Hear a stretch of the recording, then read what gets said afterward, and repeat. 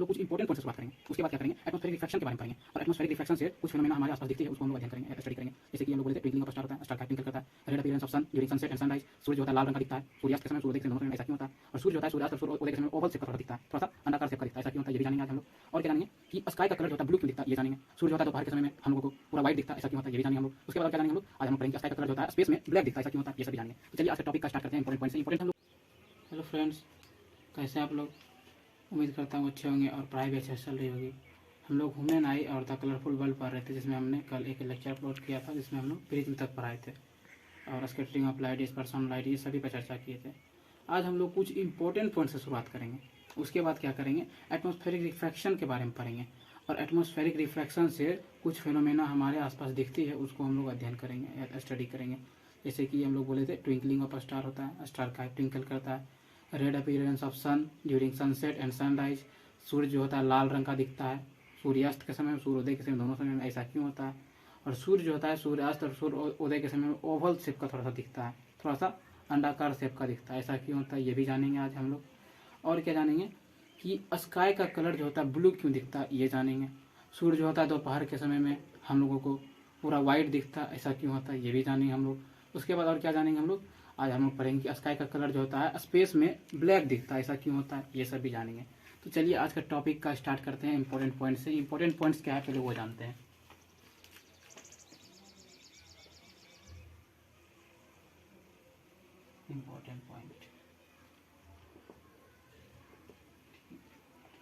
Important point जैसे मैंने बताया था, रिफ्रैक्टिव इंडेक्स होता है ना, C/V होता है, वेलोसिटी ऑफ लाइट, C होता है speed of light in vacuum.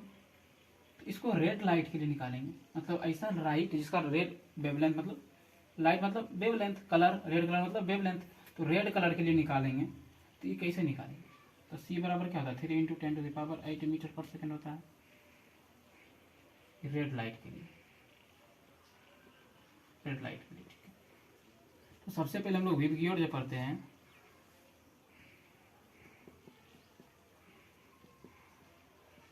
तो नीचे सूत्र की तरफ जाते हैं,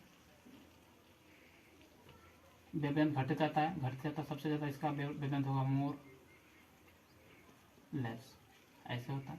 ठीक है, सबसे लेस ऊपर पड़ जाता है वायलेट का, ऐसा होता है। तो रेड का वेवलेंथ जो होता है ज़्यादा होता है। ठीक है, तो ये क्या होता है, लेस बैंड होता है, लेस बैंड। तो रेड कलर जो है कम मुड़ेगा, बैंडिंग इसका कम होता है। क्यों होता है ऐसा। और अगर हम लोग रिफ्रैक्टिव इंडेक्स ऑफ ब्लू का बात करेंगे, C/V ब्लू। ठीक है, तो ये जो होता है ब्लू कलर की बात करें, किसका बात कर रहे हैं, ब्लू लाइट। ये जो होता है रेड के कंपेरिजन में मोर बैंड होता है, मोर बैंड होता है, ज़्यादा मुड़ता है। ऐसा क्यों होता है, इसको ऐसे हम लोग बोल सकते हैं NB जो है ये ग्रेटर देन होता है NR से, रेड से। इस केस में क्या होता है, मोर देन रेड होता है। तो NB जो है मोर देन है रेड से, मोर देन रेड, मतलब कि ऐसी refractive index of blue colour जो होगा वो ज़्यादा होगा refractive index of red colour से। तो रिफ्रैक्टिव इंडेक्स का जिस भी मीडियम में जिस भी पार्टिकल्स या किसी ऑब्जेक्ट का रिफ्रैक्टिव इंडेक्स यदि ज़्यादा होता है तो उसमें स्पीड ऑफ लाइट क्या होता है, वो कम होता है। तो रिफ्रैक्टिव इंडेक्स ब्लू का ज़्यादा है ना, तो स्पीड ऑफ लाइट ब्लू में कम होगा, यानी कि ब्लू कलर का जो वेवलेंथ होगा वो कम स्पीड से चलेगा। किसके कंपेरिजन में, अदर जो बच रहा है इसके कंपेरिजन में। तो ऊपर की तरफ हम लोग बढ़ते जाते हैं, ऊपर की तरफ बढ़ते जाएंगे, रिफ्रैक्टिव इंडेक्स बढ़ते जाता है, मीडियम ज़्यादा डेंसर हो जाता है। इसे मान लेते हैं, ये कंडीशन ड्रॉ करता हूँ, ये सिर्फ समझाने के लिए ऐसा बता रहा हूँ। ये रेड है, ऑरेंज है, येलो है, ग्रीन है, ब्लू है, इंडिगो है, ऊपर वायलेट। तो जैसे ऊपर बढ़ते जा रहे हैं रिफ्रैक्टिव इंडेक्स होता जा रहा है, बढ़ते जा रहा है, रिफ्रैक्टिव इंडेक्स बढ़ेगा तो स्पीड ऑफ लाइट उसका कम हो जाएगा। इसका मतलब है कि वायलेट जिस स्पीड से चलेगा उसके कंपेरिजन में इंडिगो थोड़ा ज्यादा स्पीड से चलेगा, उसके कंपेरिजन में ब्लू थोड़ा ज्यादा स्पीड से चलेगा, उसके कंपेरिजन में थोड़ा ग्रीन ज्यादा स्पीड से चलेगा। अगर ऐसा बात बोले तो ये तीनों के तीनों से ज्यादा चलेगा, ग्रीन चलेगा स्पीड में, उससे भी ज्यादा येलो चलेगा, उससे भी ज्यादा ऑरेंज चलेगा, और सबसे ज्यादा क्या बचेगा लास्ट में रेड। तो सबसे फास्ट लाल चलता है। तो ये स्पीड पे डिपेंड करता है, किस पे, क्योंकि रिफ्रैक्टिव इंडेक्स यहाँ पे देख रहे हैं क्या जो होता है बड़ा होता है। ऐसा क्यों होता है इसको हम लोग जानते हैं, रिफ्रैक्टिव इंडेक्स क्यों बढ़ता है। तो डेविएशन जब हम लोग निकालते हैं कि कौन कितना डेविएट करेगा, मतलब कौन कितना डेविएट होने का मतलब कि स्कैटर होगा या छितरा जाएगा। डेविएशन निकालने के लिए क्या करते हैं, डेविएशन इसको कैपिटल डी से डिनोट करते हैं। डेविएशन प्रोपोर्शनल होता है, इनवर्सली प्रोपोर्शनल होता है 1 लेमडा पावर 4 का। लेमडा क्या होता है, wavelength of light, wavelength of light मैंने कई बार बताया। लेमडा क्या है, ये वेवलेंथ है। तो रेड कलर का जो वेवलेंथ होता है ज्यादा होता है ब्लू के कंपेरिजन में। रेड का वेवलेंथ क्या होता है, ज्यादा होता है ब्लू के कंपेरिजन में। तो यहाँ से डी जो आएगा ये क्या होगा, इनवर्सली प्रोपोर्शनल आएगा 1 लेमडा पावर 4। लेमडा का ये प्रोपोर्शन है, लेमडा का पावर 4 का प्रोपोर्शन है, वेवलेंथ का 4 टाइम्स करेंगे, स्क्वायर क्यूब नहीं 4 गुना, तब जाकर के जो डेविएशन होता है इनवर्सली प्रोपोर्शन से आता है। तो यहाँ पे हम लोग क्या जानते हैं कि रेड का जो लेमडा ऑफ रेड एक्चुअली लिख देता हूँ मैं यहाँ पे, ये होता है 8000 एंगस्ट्रम होता है, ठीक है 8000 एंगस्ट्रम होता है। और लेमडा ऑफ ब्लू ये होता है 4000 एंगस्ट्रम। अब किसी बच्चे के मन में डाउट आएगा तो वायलेट क्यों नहीं लिए, इंडिगो के लिए ले सकते हैं, इंडिगो वायलेट कुछ भी, क्योंकि ये हमको आसानी पड़ रहा है, इसका वेवलेंथ देखिए एक्यूरेटली आ रहा है 4000 यहाँ 8000, तो इसको हम लोग आसानी से कंपेयर कर सकते हैं, इसीलिए ब्लू को लेके चलते, ठीक है। तो ब्लू लाइट के लिए और ब्लू लाइट एन बी मतलब लेमडा का बी जो है ये होगा 1 लेमडा ऑफ आर का 2 टाइम्स 4000 8000 जो है इसका डबल तो है 4000 का, वही तो लिखे हैं। मतलब लेमडा ऑफ ब्लू जहाँ है उसके जगह पे ये लिख सकते हैं लेमडा ऑफ R/2, मतलब कि वेवलेंथ ऑफ रेड लाइट सीधा आधा हो जाता है वेवलेंथ ऑफ ब्लू का। या फिर ये बोल सकते हैं वेवलेंथ ऑफ ब्लू जो है ना वो तब बराबर होगा रेड का जब ब्लू का वेवलेंथ डबल करेंगे तब, ऐसे भी हम लोग बोल सकते हैं। तो वेवलेंथ क्या देख रहे हैं, ब्लू कलर का जो है वो कम रहा है, तो डेविएशन निकालते हैं डी ऑफ ब्लू। कैसे निकालेंगे, डी बराबर क्या होता है 1 पर पावर लेमडा पावर 4 होता है, ये होता है, ये फॉर्मूला होता है। डी इज प्रोपोर्शनल होता है, सॉरी प्रोपोर्शनल होता है बराबर, इसको बराबर करके निकाल सकते हैं हम लोग 1 लेमडा ऑफ आर का पावर 2 का पावर 4 करना, इसका पावर क्या करना 1 लेमडा पावर 4 आर बटे 16 चला जाएगा ऊपर, तो इसे कितना आएगा निकल करके लेमडा पर आर गुना 16। ये तो रेड का है, मतलब ब्लू का जो वेवलेंथ हम ब्लू का निकाले थे ना लेमडा, इस ब्लू की जगह पे रेड के कंपेरिजन में रखे, क्यों रखे कंपेरिजन में, रेड से कंपेयर करके निकाल देते। तो ब्लू का जो वेवलेंथ है वो लेमडा का आधा है, अति रेड का आधा है, तो रेड का आधा यहाँ पे रख दिए सिर्फ, उसका पावर 4 किए, इतना निकल करके आया, ठीक है। तो इससे हम लोग क्या देख रहे हैं, कंक्लूड क्या कर पा रहे हैं कि जो डेविएशन है ना, deviation of blue light, deviation of blue light B for blue light is 16 time है डेविएशन, 16 टाइम ऐसे लिखते हैं more than the of red light. मतलब कि ब्लू लाइट जो डेविएट होगा अपने पास से भटकेगा, जब ये व्हाइट लाइट के थ्रू आएगा तब जो डेविएट होगा ब्लू लाइट वो 16 गुना ज्यादा होगा किससे, रेड से। मतलब कि रेड सबसे कम डेविएट होता है, ब्लू सबसे ज्यादा 16 गुना ज्यादा, उसके ऊपर जाएंगे इंडिगो तो और ज्यादा डेविएट होगा, और वायलेट पे जाएंगे तो और ज्यादा डेविएट होगा। तो हम लोग क्या देख रहे हैं, लेमडा के कारण से हम कंपेयर कर पा रहे हैं कि सबसे जिसका वेवलेंथ जिसका कम होता है वो ज्यादा डेविएट करता है। तो वेवलेंथ रेड का सबसे ज्यादा होता है, इसका मतलब रेड का होगा, इसका डेविएशन कम होगा। तो यहाँ पे एक पॉइंट क्या लिख सकते हैं कि red light is visible from offer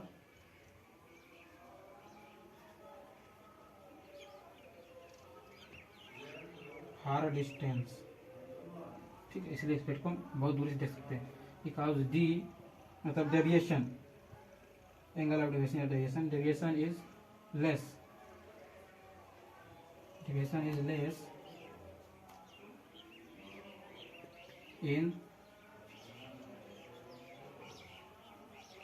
in comparison of other light। क्या लिखे, वही लिखे जो आप लोग यहाँ पे देख रहे हैं कि ये जो हमने कैलकुलेट किया कि 16 time deviation of blue light जब 16 गुना ज्यादा है किससे, रेड से, मतलब रेड जो रेड मान लेते हैं जितना डेविएट होगा उससे 16 गुना ज्यादा ब्लू डेविएट होगा। कहने का ये मतलब है तो हम लोग कैलकुलेट करके निकाले हैं, ठीक है, मैथमेटिकली कैलकुलेट करके निकाले हैं। तो हम लोग क्या बोल सकते हैं, तो यहाँ से मैं बॉक्स में कुछ नोट पॉइंट लिख देता हूँ अपना सेंस से, कि जब कभी भी वेवलेंथ हो जाए ज्यादा, वेवलेंथ हो जाए ज्यादा, तो डेविएशन जो है, डी फॉर डेविएशन ये हो जाएगा कम। ये रिलेट कर पा रहे हैं आप लोग? जब कभी वेवलेंथ हो जाए ज्यादा, मतलब वेवलेंथ ऑफ लाइट जो ज्यादा होगा, डेविएशन होगा कम। और क्या चीज, कि जिसका डेविएशन कम हो रहा है इसका मतलब उसका रिफ्रैक्टिव इंडेक्स ज्यादा है। डेविएशन कम, डेविएशन मतलब क्या हुआ कि उसमें लाइट का स्पीड जो होता है धीरे धीरे चल रहा है, स्पीड लाइट का जो कम है, स्पीड कम है लाइट का, इसका मतलब कि उसका रिफ्रैक्टिव इंडेक्स ज्यादा है, मतलब कि इसका एन जो होता है एन होगा ज्यादा, जिसका डेविएशन होगा ज्यादा, इसका डेविएशन होगा ज्यादा या फिर लेमडा होगा ज्यादा, डेविएशन और लेमडा दोनों जिसका ज्यादा होगा उसका रिफ्रैक्टिव इंडेक्स भी क्या होगा ज्यादा, इसका लेमडा होगा ज्यादा, रिफ्रैक्टिव इंडेक्स भी क्या होगा ज्यादा होगा। रिफ्रैक्टिव इंडेक्स अगर हो गया ज्यादा, इसका मतलब स्पीड ऑफ लाइट क्या होगा, मतलब स्पीड ऑफ लाइट, स्पीड हो जाएगा कम। स्पीड कम क्यों हो रहा है, क्योंकि इसका रिफ्रैक्टिव इंडेक्स बढ़ रहा है, रिफ्रैक्टिव इंडेक्स बढ़ेगा तो स्पीड कम जाएगा। यही पॉइंट के माध्यम से आज का पूरा क्लास हम लोग पढ़ेंगे एटमॉस्फेरिक रिफ्रैक्शन, क्योंकि हर जगह पे इसी का यूज होगा। आप लोग इसको नोट कर लीजिए, मैं साढ़े जाता हूँ, स्क्रीनशॉट लगाते हैं, ले सकते हैं।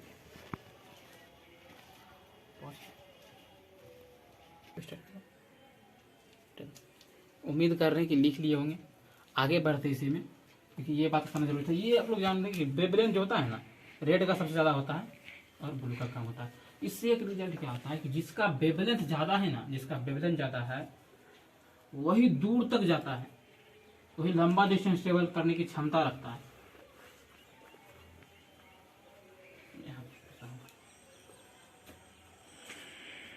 कि जिसका लेमडा है ज्यादा वो लंबा डिस्टेंस ट्रेवल लॉन्ग डिस्टेंस। और क्या होता है कि जैसे मान लीजिए सब व्हाइट लाइट जब आता हो तो सब एक साथ आता है, एक साथ, ये व्हाइट लाइट मान लेते आ रहा, सभी रंग को लेकर के आ रहा है, यहाँ से व्हाइट लाइट निकलता है, ठीक, सब तो एक साथ आता है। क्या होता है, वेवलेंथ छोटा बड़ा होने के कारण क्या होता है, छोटा बड़ा वेवलेंथ होने के कारण क्या होता है, सब एक साथ निकला था, एक साथ निकला था, एक साथ निकला था। मैं कुछ ही दिखा रहा हूँ, ठीक है, वेवलेंथ छोटा है, इसको मान लेते हैं। अभी मैं चाहता था दिखा सकता था बच्चे प्रैक्टिकल करके, लेकिन उसको जरूरी नहीं, यहीं पे बोर्ड पे समझ में आ जाएगा। यहाँ से यहाँ तक के डिस्टेंस को ट्रेवल करना, ठीक है, मान लेते हैं 10 मीटर का डिस्टेंस ट्रेवल करना, सभी व्हाइट लाइट को, टोटल व्हाइट लाइट को। उसमें क्या होगा कि सबको मान लेते हैं हम एनर्जी दे रहे हैं 100 जूल का, जूल का एनर्जी, सबको 10 जूल का एनर्जी दिए, सभी को दिए 10 जूल का।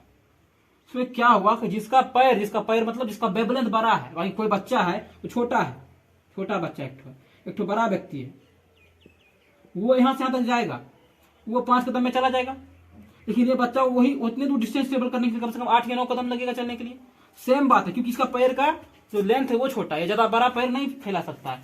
सेम वही बात है कि वेवलेंथ जो होता है रेड का सबसे बड़ा है, उसके कंपेरिजन में अगर अदर वेवलेंथ का कम है, जिसका वेवलेंथ ज्यादा है तो बहुत जल्दी यहां तक ट्रेवल कर जाएगा। तो रेड लाइट जो होता है, रेड बता देते हैं, रेड विव की ओर रेड है, ठीक है, ऑरेंज है, येलो है, नीचे मान लेते हैं कि हम ब्लू लेके चल रहे हैं, इंडिगो और ब्लू। तो ब्लू जो होता है जितना डिस्टेंस ट्रेवल कर पाए, सबको सेम डिस्टेंस ट्रेवल करना है, लेकिन सबके पास एनर्जी भी सेम है। तो क्या होगा कि ब्लू जितना डिस्टेंस इतना दूर ट्रेवल करने के बाद रेड जो है पहले ट्रेवल कर जाएगा, क्योंकि इसका वेवलेंथ ज्यादा है, बड़ा बड़ा पैर फैला चलेगा।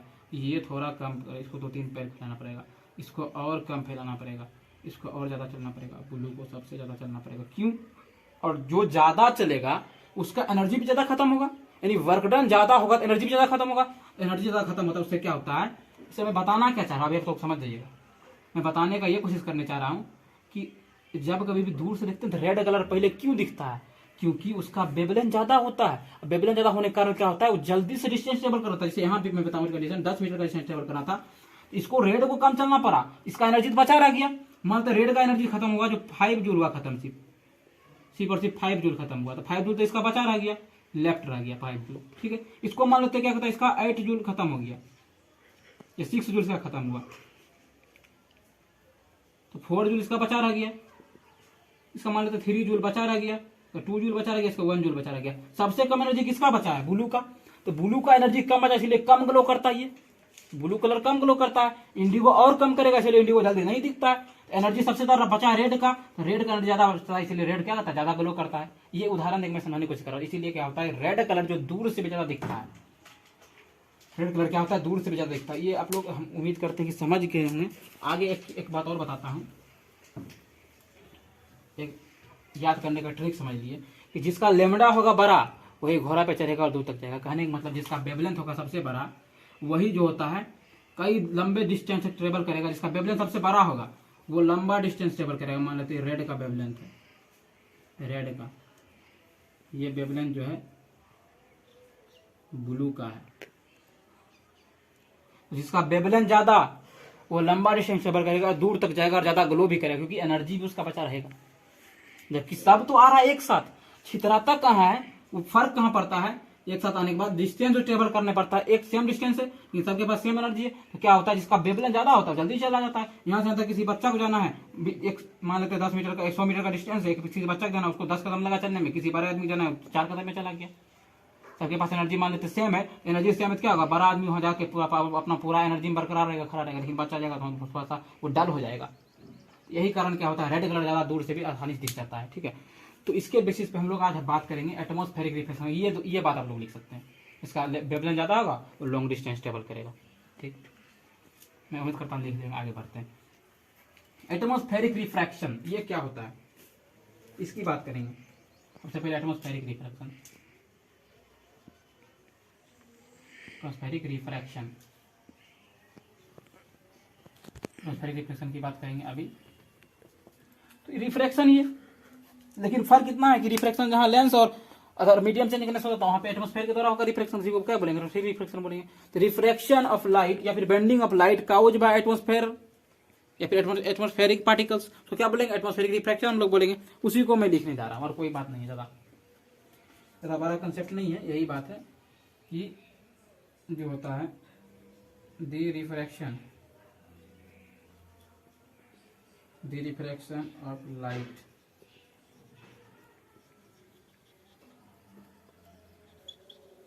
caused by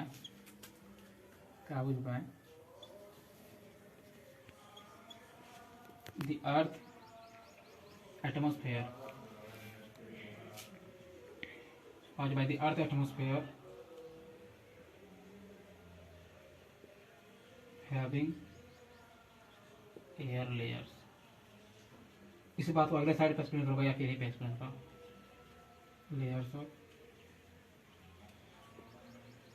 various optical density,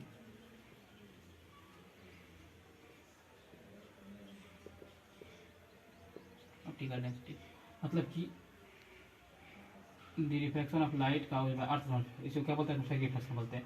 ऐसा क्यों होता है, having various layer of optical density.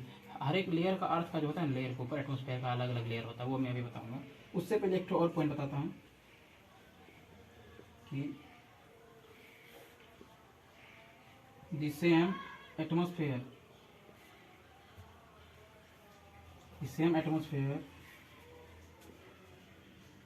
we have air layer, मतलब कि जो हमारे पास एटमॉस्फेयर है उसके पास एयर की, हवा की या फिर अदर गैस की अलग अलग लेयर होती है, परत होती है। हैविंग different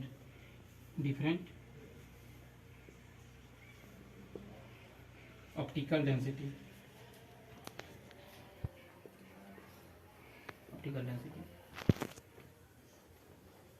डेंसिटीज कर देते हैं। ठीक है, अर्थ का जो अलग अलग लेयर है उसका अलग अलग ऑप्टिकल डेंसिटी होगा।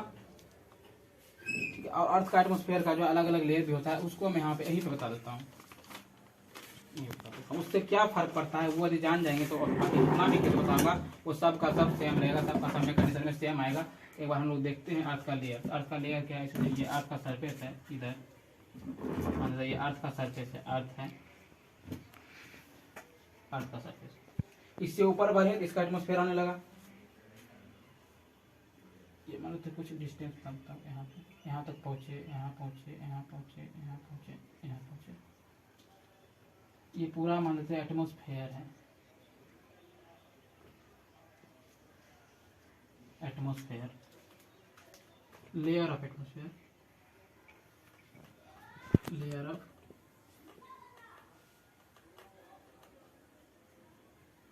फिर से लिखता हूँ, लेयर ऑफ एटमॉस्फेयर शुरू से, लेयर ऑफ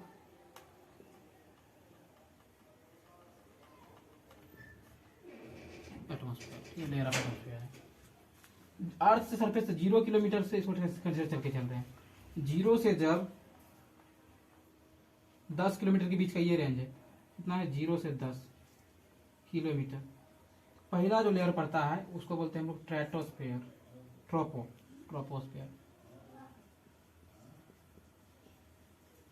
ट्रोपोस्फेयर। उसके बाद ये पड़ रहा पॉइंट जो 10 से 30 किलोमीटर के बीच में लाई करता है, इसको हम लोग बोलते हैं स्ट्रेटोस्फेयर। आप लोग ज्योग्राफी में पढ़े होंगे।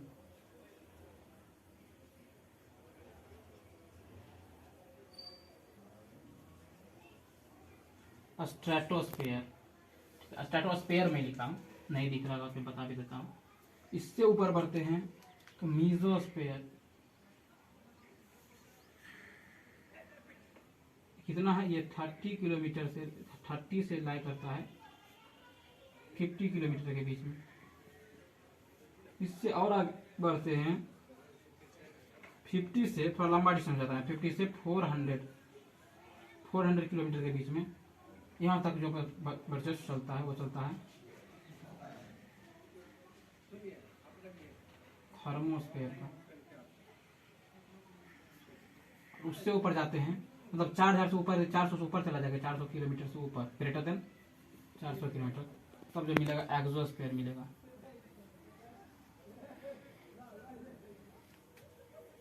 ये अर्थ का लेयर है। तो क्या देख रहे हैं, डिस्टेंस जो हो रहा है, डिस्टेंस, इसके ऊपर जाएंगे वैक्यूम मिलेगा, ठीक है। तो अर्थ सरफेस से डिस्टेंस बढ़ते जा रहा, धीरे धीरे ऊपर उठते जा रहा, डिस्टेंस बढ़ते जा रहा। जो डेंसिटी एयर का, यानी एटमॉस्फेयर का गैस, एटमॉस्फेयर में बहुत सारा गैस मिलकर बना हुआ है। एटमॉस्फेयर में जो गैस का डेंसिटी यहाँ पे होगा, स्ट्रेटोस्फेयर के नीचे होगा, ट्रोपोस्फेयर में होगा, उससे कंपेरिजन में स्ट्रेटोस्फेयर में कम होगा, क्योंकि डिस्टेंस बढ़ रहा है ना। डिस्टेंस बढ़ेगा तो ग्रेविटेशनल पुल जो होता है घटता जाएगा। स्क्वायर का इनवर्सली प्रोपोर्शनल होता है डिस्टेंस। आप लोग ग्रेविटेशन में पढ़ेंगे 9th में कि जब कभी भी डिस्टेंस बढ़ता है अर्थ से, किसी ऑब्जेक्ट का डिस्टेंस अर्थ से बढ़ा रहे हैं हम लोग, उस केस में क्या होता है कि उसका जो होता है वजन या फिर डेंसिटी जो होता है घट जाता है, स्क्वायर टाइम्स घटता है। अगर 10 किलोमीटर यहाँ डिस्टेंस जो घट रहा है तो इसका मतलब क्या हो रहा है, ऊपर बढ़े और थोड़ा सा घट के अर्थ से डिस्टेंस क्या बढ़ते जा रहा। तो एक समय आ रहा 400 किलोमीटर तक चला गया। इसका मतलब कि यहाँ जो डेंसिटी होगा गैसेस का, उससे कंपेरिजन में यहाँ घना होगा, यहाँ घना होगा, यहाँ घना होगा, यहाँ और घना होगा। लास्ट में जो अर्थ का सरफेस से सटा हुआ जो लेयर है उसमें और घना होगा। तो मैक्सिमम डेंसिटी कहाँ पे होगा, ट्रोपोस्फेयर में, और जो मिनिमम डेंसिटी कहाँ होगा, एक्सोस्फेयर में होगा, एक्सोस्फेयर में। इससे क्या फर्क पड़ने वाला है, तो डेंसिटी अलग अलग हो रहा है ना। तो रे ऑफ लाइट जब वैक्यूम से इंटर करता है एक्सोस्फेयर होकर के आता है अर्थ के लेयर तक, तो इससे धीरे धीरे बैंड करते करते पूरा बैंड करते जाता है ये, क्योंकि मीडियम लगातार चेंज हो रहा है, कंटिन्यूअस लेयर के बाद मीडियम चेंज होते जा रहा है। तो मीडियम चेंज होकर क्या होता है, बेंडिंग ऑफ लाइट बढ़ता है। इसी फेनोमेना हम लोग क्या बोलते हैं, इसी फेनोमेना बोलते हैं एटमॉस्फेरिक रिफ्रैक्शन बोलते हैं। ये जो लिखे हैं having layer of various optical density, यही लिखने का मतलब हुआ कि एक्सोस्फेयर, उसके बाद थर्मोस्फेयर, मीजोस्फेयर, स्ट्रेटोस्फेयर और ट्रोपोस्फेयर, ये सभी जो अलग अलग डेंसिटी का होता है। इसका डेंसिटी कुछ और, इसका डेंसिटी कुछ और होगा। इसका ज्यादा होगा ट्रोपोस्फेयर का, तो थर्मोस्फेयर का जाकर के पूरा कम हो जाएगा, एक्सोस्फेयर का और कम जाएगा। उसके बाद क्या लिखेंगे नीचे एक point, the same atmosphere we have the layer having the different optical density. यही बात करने का था कि एटमॉस्फेयर तो एक ही है, उसमें लेयर ऑफ एयर और गैसेस के प्रेजेंस की उपस्थिति के बराबर में, जो उस उपस्थिति के लेकर कंसीडर जो करते हैं हम लोग, उसका डेंसिटी घट बढ़ सकता है, इंक्रीज डिक्रीज हो सकता है। इसी कारण क्या होता है, एटमॉस्फेरिक रिफ्रैक्शन होता है। एटमॉस्फेरिक रिफ्रैक्शन इसी कारण होता है। तो एक तो बात मैं यहाँ पे भी लिखूंगा, कुछ बात है जो क्या सभी घटना एटमॉस्फेरिक रिफ्रैक्शन के कारण होता है। दो बात यहाँ पे लिखता हूँ कि अर्थ सरफेस से ऊपर की तरफ बढ़ेंगे ना, डेंसिटी क्या होगा, डेंसिटी क्या होगा, डिक्रीज होगा। अगर ये सभी बातें याद नहीं रहेगा आप लोगों को, फिर अगर अगला जो टॉपिक पता वो समझ में नहीं आएगा। ये बातें याद रखना जरूरी है। तब नीचे की तरफ जितना जितना नीचे आएंगे डेंसिटी उतना बढ़ेगा।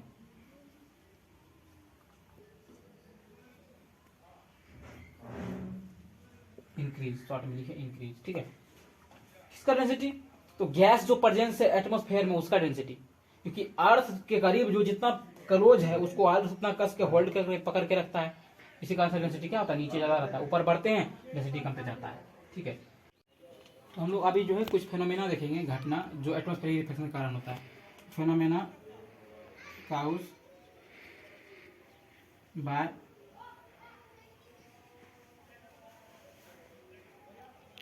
Atmospheric refraction. रिफ्रैक्शन क्या सब है? सबसे पहला क्या है, ट्विंकलिंग ऑफ स्टार। किसके कारण होता है? एटमॉस्फेरिक रिफ्रैक्शन के कारण। ट्विंकलिंग ऑफ स्टार, तारा जो टिमटिमाता है एटमॉस्फेरिक रिफ्रैक्शन के कारण होता है। दूसरा क्या है, the star seems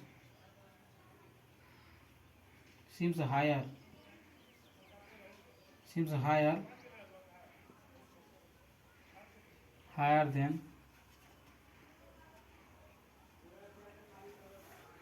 they actually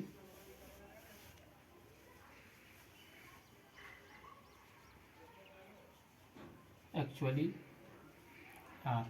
तो तारा जो है थोड़ा ऊपर दिखता है, जहां वो रहता है उसे थोड़ा ऊपर दिखता है। ये भी एटमॉस्फेरिक रिफ्लेक्शन का कारण होता है। तीसरा क्या है,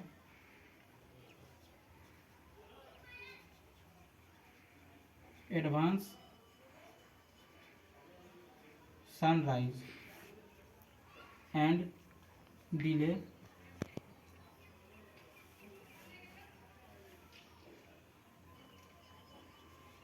delayed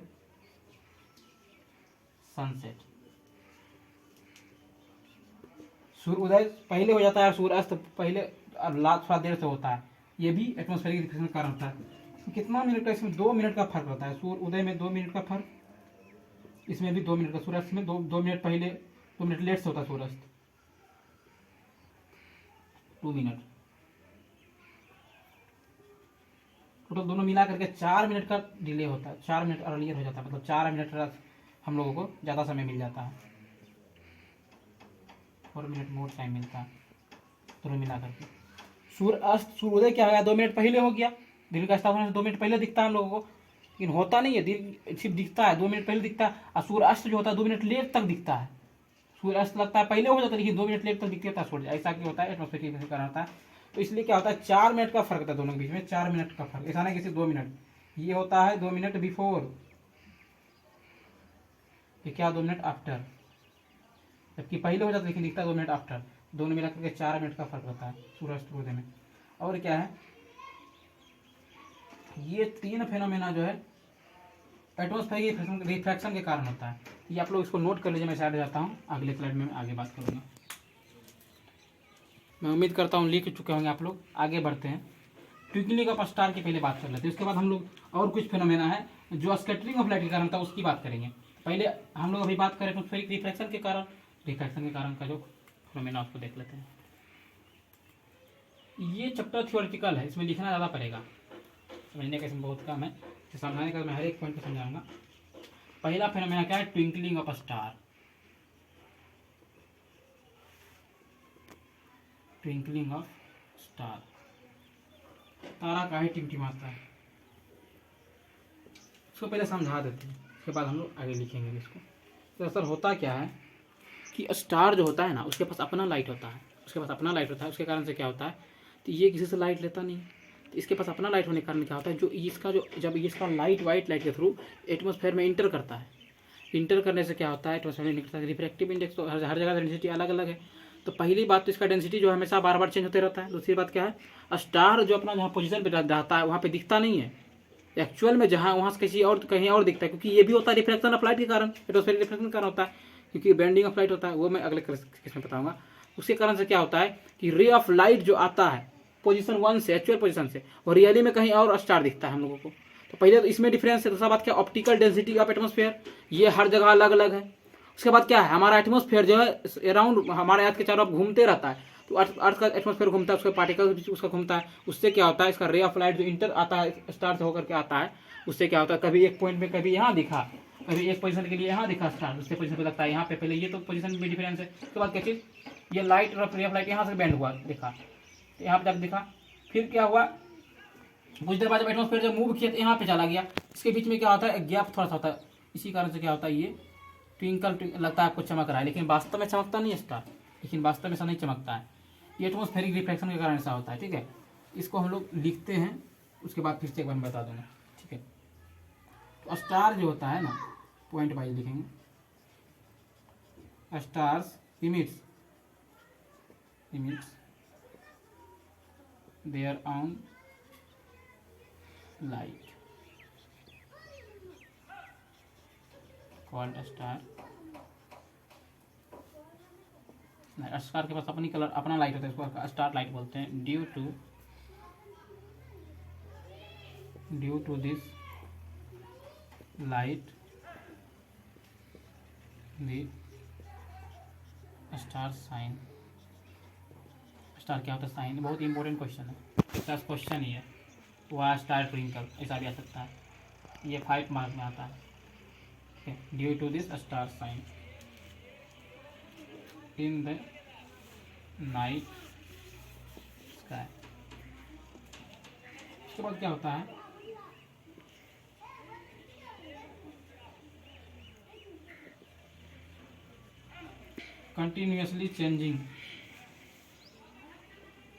continuously changing at atmosphere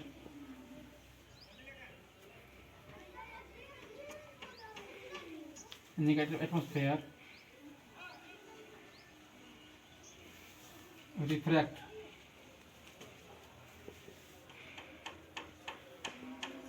the light from the star by different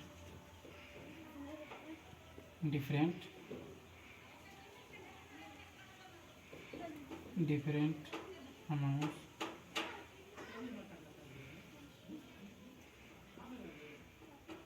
from one moment to the next. क्या होता है, जो मान लीजिए यहाँ पे स्टार है, एटमॉस्फेयर हमारा यहाँ पे ऐसे कुछ है, घना है, यहाँ पे कम घना, यहाँ जो लाइट आ रहा तो ज़्यादा, घना कम है तो लाइट ज़्यादा आएगा, यहाँ पे कोई पास व्यक्ति खड़ा है तो लाइट यहाँ पे एक बार ज़्यादा दिखा, फिर तुरंत क्या हुआ, एटमॉस्फेयर जब एयर जब मूव किया और घना हो गया, तो अभी जो लाइट आ रहा है यहाँ से इस पोजिशन से थोड़ा कम आ रहा है, एक बार एक ही क्षण में कभी ज़्यादा आया कभी कम आया, कभी ज़्यादा आता कभी कम आता लाइट, तो क्या होता है, वो डेंसिटी भी डिपेंड करता है, अर्थ का जो डेंसिटी हमारा एटमॉस्फेयर है उसके डेंसिटी भी डिपेंड करता है। एटमॉस्फेयर तो हमारा स्थिर रहता नहीं, हर हमेशा क्या होता है, अर्थ के चक्कर लगाते अर्थ जो हमारा मूव करता है उसके अकॉर्डिंग एटमॉस्फेयर मूव करता है। उसके बाद क्या चीज़, एटमॉस्फेयर अपने आप खुद भी मूव करता है, कभी घना मिला मीडियम, कभी कम घना मिला, कभी डेंसर मिला, कभी रेयर मिला। इसी कब मेजर में क्या होता है, स्टार से जो लाया जाता है कभी कम आता है कभी ज़्यादा आता है, कभी कम आता है कभी ज़्यादा आता है, एक ही क्षण में एक बार कम है एक बार ज़्यादा आया, जिसके कारण से क्या होता है, हम लोग को दिखता है कि तारा जो है जगमगा रहा, टिमटिमा रहा, लेकिन ऐसा वास्तव में होता नहीं है, वास्तव में ऐसा होता है, यही इसमें लिखे हैं। Continuous changing of atmosphere reflect the light from the stars by different amount from one movement, एक क्षण के लिए कुछ और आया, उसके दूसरे क्षण के लिए दूसरा कुछ और मूवमेंट के लिए उसके क्षण के लिए कुछ और लाइट आया। इसके कारण से क्या होता है, तब क्या होता है, the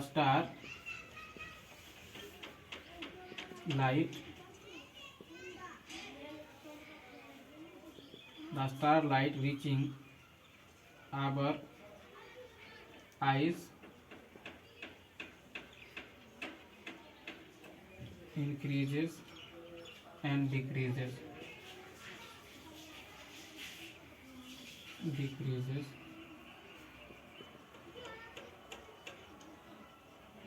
continuously due to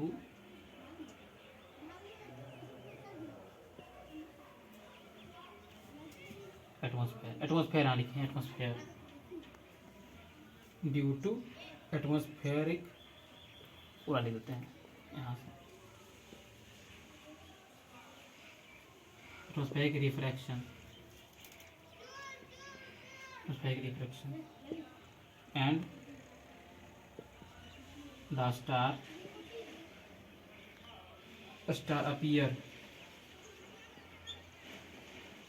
appears to twinkle at night। जो मैंने समझाया मैंने वही लिखा है। इसमें क्या लिखे हैं कि स्टार का सबसे पहले बात इसके पास अपना लाइट होता है, उसके बाद क्या है इसको स्टार लाइट हम लोग बोलते हैं। इसके इससे मदद से अपना जो होता है टिमटिमाता है। एक कंडीशन और क्या होता है कि स्टार का साइज भी हम लोग दूर से, स्टार तो बहुत दूर होता है, छोटा दिखता भी है। तो छोटा दिखने के कारण क्या होता है, तो छोटा पार्टिकल्स अभी बताया था मैंने, स्कैटरिंग ऑफ लाइट के कारण छोटा पार्टिकल से लाइट जो है वो ज़्यादा स्कैटर होता है, स्कैटर ज़्यादा हुआ, वो भी एक कारण है। और प्लेनेट केस में क्या होता है, वो बड़ा साइज का होता है तो बड़ा दिखता है, नज़दीक भी है बड़ा दिखता है। उसमें क्या होता है, उस बड़ा बॉडी जो लाइट रिफ्लेक्ट करके आ रहा है वो कम आता है, मतलब रिफ्लेक्ट होकर के आ रहा है, एक स्कैटर कर रहा है, उसमें दोनों में फर्क है। उसके बाद एटमॉस्फेरिक रिफ्रैक्शन होता है, कंटिन्यूस चेंजिंग और एटमॉस्फेयर के कारण क्या होता है, एक क्षण के लिए स्टार जो यहाँ पे कोई बंदा खड़ा है तो किसी एक पल के लिए जो लाइट जो थोड़ा ज़्यादा आ गया, एक पल के लिए थोड़ा कम आया, क्योंकि एटमॉस्फेयर यहाँ जो एटमॉस्फेयर था मूव किया, ये बंदा तो अपना जगह पे खड़ा मूव किया तो लाइट एटमॉस्फेयर को डेंसिटी क्या हुआ, इंक्रीज हो गया डिक्रीज हो गया, तो लाइट का भी क्या हो रहा है, इंक्रीज और डिक्रीज हो रहा है। इसके कारण से क्या होता है, कभी इसको ज़्यादा लाइट दिखता है, कभी कम दिखता है, कभी ज़्यादा दिखता है, कभी कम दिखता है। तो लगातार एक ही क्षण में कम और ज़्यादा लाइट होने के कारण क्या होता है, आपको दिखता है कि स्टार जो होता है ट्विंकल करता है, लेकिन वास्तव में ऐसा होता नहीं। यही लिखते हैं the star reaching our eye the light a star light reaching our eye increase or decrease continuously due to atmospheric reflection and the star appear to twinkle at night। मतलब कि इंक्रीज और डिक्रीज होने के कारण, atmospheric reflection के कारण light का जो हमारे अंत तक पहुंच रहा है, स्टार लाइट इंक्रीज और डिक्रीज होने के कारण क्या लगता है कि स्टार जो होता है ट्विंकल होता है। एक इसी में क्या होता है, क्वेश्चन आता है कि star twinkle at night but planet do not twinkle why, ऐसा भी क्वेश्चन आता है। स्टार तो ट्विंकल कर रहा, इसी से रिलेटेड है। Star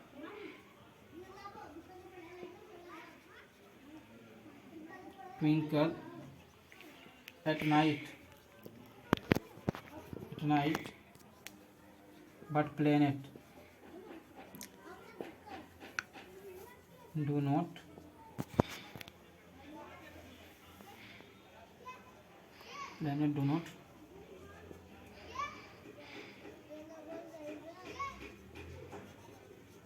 twinkle at all। हुआ ऐसा क्यों होता है, स्टार ट्विंकल का तो प्लेनेट नहीं करता। इसका रीज़न क्या है कि स्टार जो होता है हमारे एटमॉस्फेयर से, अर्थ से बहुत दूर रहता है, काफ़ी दूर रहता है। तो स्टार दूर होने के कारण उसका साइज छोटा दिखता है। तो याद कीजिए मैंने पिछले दिन पढ़ा था स्कैटरिंग ऑफ लाइट में क्या होता है, जो पार्टिकल छोटा रहता है उससे वेव ऑफ लाइट जब इंटर करता है उसको छितरा देता है रेफ्लेक्ट को। कि ऐसा कंडीशन आता है जब कभी भी पार्टिकल्स का साइज छोटा हो जाए लाइट के वेवलेंथ से, उसमें स्कैटर हो जाता है। इसके कारण से क्या होता है, प्लेनेट जो होता है बड़ा रहता है, बड़ा है तो उससे क्या होता है, टकरा करके वापस आ जाता है। दोनों में फर्क यही है कि स्टार का साइज छोटा होने के कारण और दूर भी रहता है, तो दूर से लाइट आता है तो लंबा डिस्टेंस ट्रेवल करके आता है, एनर्जी ज़्यादा आता है। पहला बात ये है, तो बगल में है और साइज बड़ा है, वो जो है स्कैटरिंग जैसा नहीं दिखता है। इसके कारण से क्या होता है, स्टार जो होता है ट्विंकल करता है, प्लेनेट नहीं ट्विंकल करता। इसको मैं पहले लिख कर फिर से एक बार समझा दूंगा। दी स्टार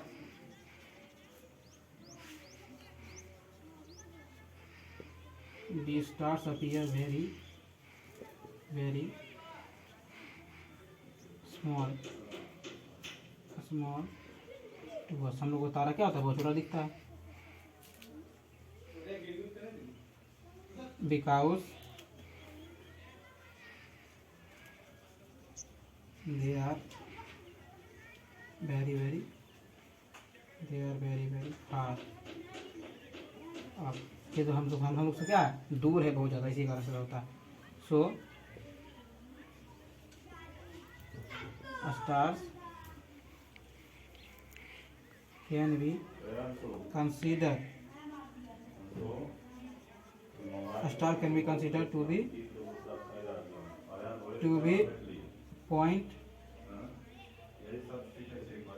point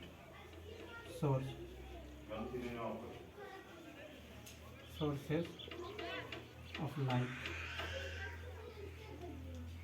तारा का साइज छोटा दिखता है, प्लेनेट का बड़ा दिखता है। इसको मान के, इससे लाइट आ रहा है, इसका अपना लाइट है, इसको मान के चलते ये पॉइंट सोर्स ऑफ लाइट से आ रहा है, मतलब लाइट जो आ रहा है पॉइंट सेप साइज से आ रहा है, पॉइंट सोर्स ऑफ लाइट मान लेते हैं। दूर में रहने के कारण वो छोटे थे, इसके कारण से प्लेनेट क्या होता है, साइज बड़ा होता है। इसके कारण से क्या होता है, इसके कारण से क्या होता है। मैं साइड जाता पहले आप लोग इतना नोट कर लीजिए, बस पैराग्राफ चेंज करके आप लोगों को लिखना है। मैं इसको बिता दूँगा, कंटिन्यू रखूँगा। लोग नोट कर चुके हैं। मैं ऊपर का सिर्फ इरेज कर रहा हूँ, नीचे का नहीं, इतना हमको जरूरत है। तो मैंने पीपीटी तैयार किया, उसी की मदद से मैं आप लोगों को लिखा रहा हूँ। मैंने खुद से तैयार किया, क्योंकि ये चैप्टर जो है रिटन चैप्टर ज़्यादा है, इससे ज़्यादा क्वेश्चन जो आएगा तो हो सकता है इस टॉपिक से रिटन क्वेश्चन आ जाए लिखने के लिए। तो इससे कैसे आप लोग, तो क्या होता है, पॉइंट सेप का था। उसके बाद क्या होता है,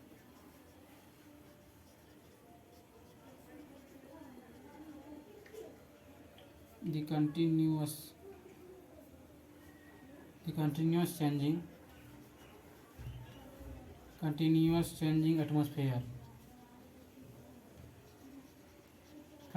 changing atmosphere is able to cause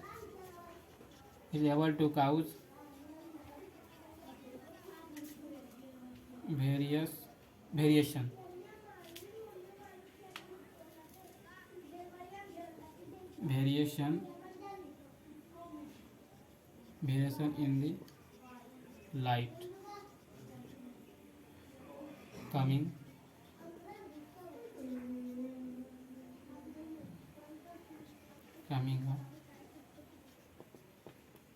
point size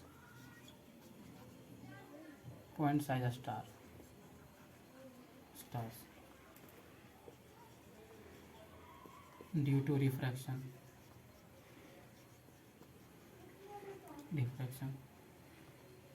because of which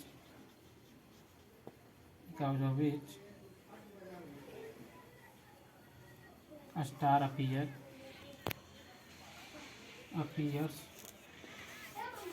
to be twinkling. On other hand, planets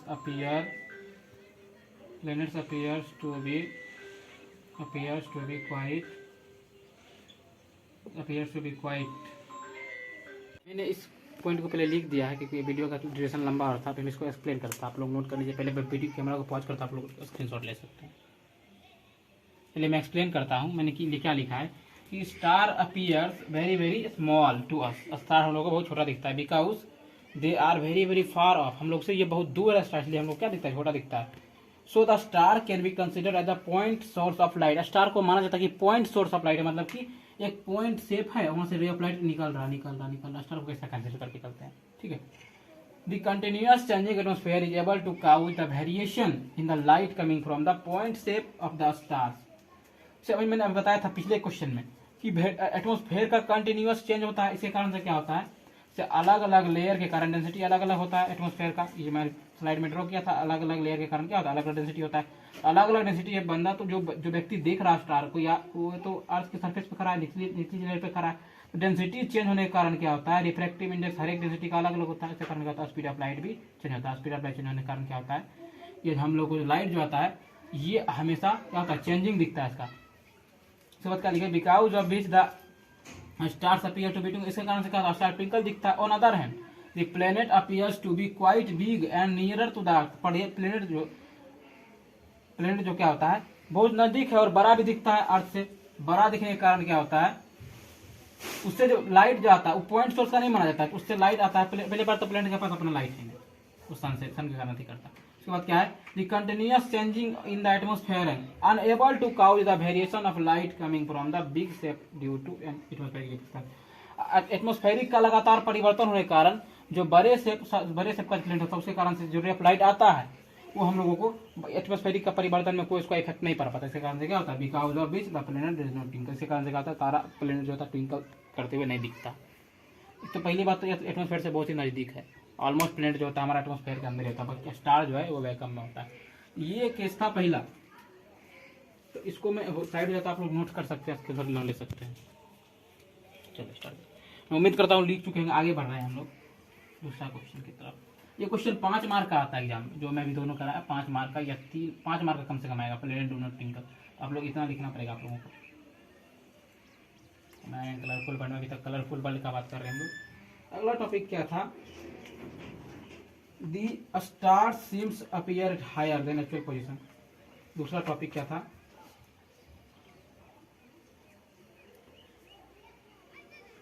the star seems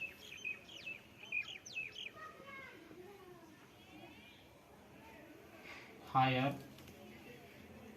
than they actually are। ऊंचा क्यों दिखता है, इसका लिखाऊंगा ना मैं, ये भी एटमॉस्फेरिक रिफ्लेक्शन का कारण होता है। एक फिगर ड्रॉ करता हूँ, उससे आप लोग समझ लीजिएगा। एक सिर्फ चित्र ड्रॉ कर देता हूँ, उसकी मदद से आप लोग समझ सकते हैं। जैसे कि ये अर्थ है, अर्थ का लेयर है, गोल भी आप लोग कर सकते हैं पूरा। यहाँ एटमॉस्फेयर का लेयर है, और थोड़ा नीचे करता काफी अर्थ है। इसके बीच में कुछ दूर तक एटमॉस्फेयर का लेयर है। मान लीजिए ये टोटल दिखा है, ये एटमॉस्फेयर का लेयर है। एटमॉस्फेयर तो स्टार तो वैक्यूम में, ऊपर वैक्यूम है, वैक्यूम स्टार यहाँ पे, ठीक है। ये तारा है यहाँ पे, कोई बंदा जो यहाँ पे, कोई व्यक्ति यहाँ खड़ा होकर के अर्थ की सतह से इसको देख रहा है, ये स्टार को। तो यहाँ से रे ऑफ लाइट आ रहा है, यहाँ तक तो ठीक आया था। यहाँ जैसे घुसा, इधर से ऐसे बेंड होके इसके पास गया, बेंड होके गया। लेयर ऑफ एटमॉस्फेयर कारण से क्या होता है, बेंडिंग होते जाता है, बेंड होता है, तो ऐसे लाइट इसको आता है यहाँ से, तो बेंड होकर दिखता है। अब जो वास्तु आपस में देखेगा, इसको रिफ्लेक्टेड इधर की तरफ इसको बढ़ाना पड़ेगा, तो बढ़ाता है, तो कहीं इसको यहाँ पे दिखता है, कहीं यहाँ पे दिखता है। इसको सीधा देख रहा था, तो सीधा इसको यहाँ पे दिखता है स्टार। जब यहाँ से इसका एक्चुअल साइज, हम लोग एक्चुअल हाइट नापते हैं अर्थ का लेयर से, ये कुछ था, यहाँ देखते हैं हाइट क्या हो रहा है, थोड़ा सा इंक्रीज हो रहा है अर्थ का लेयर। इसी कारण से क्या होता है, लेयर ऑफ एटमॉस्फेयर के कारण क्या होता है, हायर दिखता है स्टार। जबकि ये है कहाँ पे, एक्चुअली में तो यहाँ पे एक्चुअल है, ये हाइट जो एक्चुअल हाइट है, एक्चुअल पोजीशन, ये अपीरेंट पोजीशन है।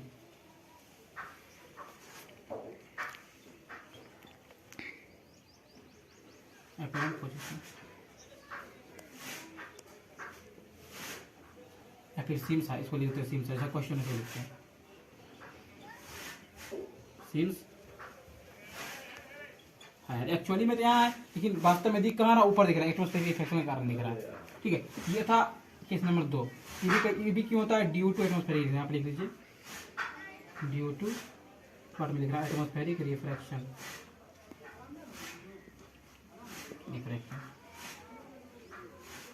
एक केस और है कि जो होता है सनराइज और डिले, अर्ली सनराइज और डिले सनसेट। इसको मैं इसी पे ड्रॉ करता हूँ। इसका भी सिर्फ पिक्चर बनाने जा रहा हूँ, और इसमें लिखना का नहीं है, इसमें यही लिखना एटमॉस्फेरिक रिफ्लेक्शन का कारण होता है। जो पिक्चर बनाएगा उसी की मदद से लिखना। सबसे पहले क्या करते हैं हम, एक पहला केस लेके चलते हैं कि अर्थ का सरफेस है, ठीक है, अर्थ, इसका एटमॉस्फेयर होगा, एटमॉस्फेयर इसको लेके चलेगा, ठीक है, एटमॉस्फेयर है।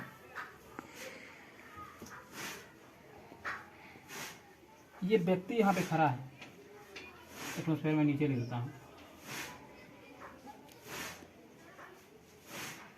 एक व्यक्ति यहाँ पे खड़ा है। इसके जो हॉरिजन होगा यहाँ पे, हॉरिजन मान के चलते हैं, हॉरिजन मतलब जहाँ से सूर्य का निकलना होता है, सूर्य उदय जहाँ से होता है या सूर्य अस्त होता है। हॉरिजन इक्वल स्पेस माना जाता है, दोनों के बीच का परपेंडिकुलर डिस्टेंस है हॉरिजन, ठीक है। ये क्या है, हॉरिजन। तो सन जब राइज होता है, अभी सन यहाँ पे है, हॉरिजन के नीचे है, मतलब अभी सूर्य का उदय नहीं हुआ, हॉरिजन को ऊपर आएगा, सूर्य का उदय हो जाएगा। यहाँ पे सन है, ये व्यक्ति जो देख रहा है यहाँ तक, तो रे ऑफ लाइट इसकी आंख यहाँ से आ रहा,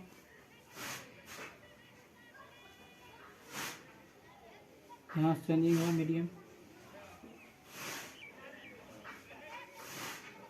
उसका चेंज हुआ। ये तो यहाँ सीधा आ रहा था, लेकिन है कहाँ पे, यहाँ पे सूर्य। तो इसको जो है, इसको जब पीछे की तरफ भरेगा, रिफ्लेक्टेड जहाँ पे, तो वहीं पर इमेज बनता, तो ऊपर दिखता है इस तरह से, सन यहाँ दिखता है, सीधा दिखेगा यहाँ पे, ऐसा हो क्यों रहा? एटमॉस्फेरिक रिफ्लेक्शन का रहा। वास्तव में सन कहाँ है? एक्चुअल पोजीशन यहाँ पे सन का, लेकिन अपीयरेंस में यहाँ पे अपीयरेंस को कहाँ हो रहा? ऊपर हो रहा है, हॉरिजन से ऊपर हो रहा है, लेकिन वास्तव में क्या है? नीचे हॉरिजन के नीचे होने के कारण और हॉरिजन के ऊपर इसको अपीयर हो रहा है। 2 मिनट का फर्क होता है दोनों के बीच में, इसीलिए क्या बोलते हैं ये अर्ली सनराइज। अर्ली क्या है? अर्ली सनराइज का केस है,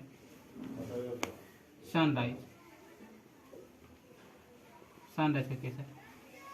सनराइज थोड़ा पहले इसको दिखता है सबको, हमारे साथ ऐसा होता है। उसके बाद क्या है? सब जब सनसेट होने पे आता है, सूर्य का अस्त होने पे आता है, तब सूर्य अस्त होने वाला है, तब क्या होगा? एटमॉस्फेयर है, सेम कंडीशन ड्रॉ करना है,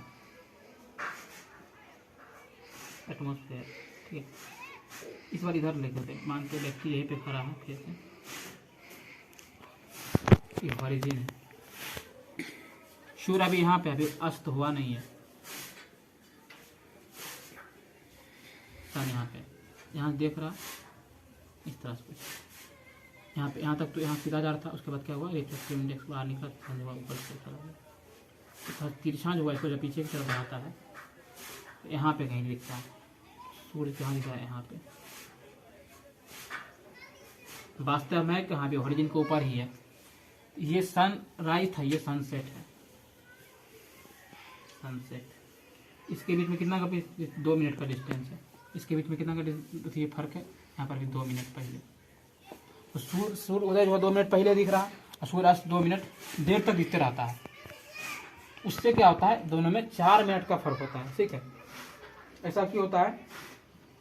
ड्यू टू एटमॉस्फेरिक रिफ्लेक्शन। ये भी क्या होता है? Due to